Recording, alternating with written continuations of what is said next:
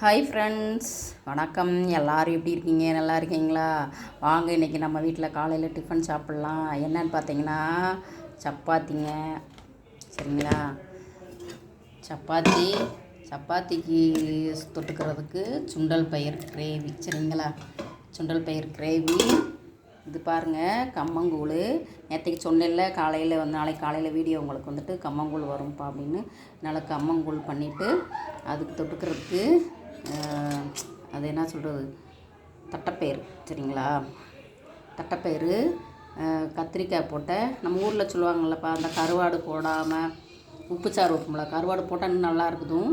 கருவாடு இல்லை, அது போட்டு வைப்பாங்க, உப்புச்சாறு வைப்பாங்களே அந்த மாதிரி.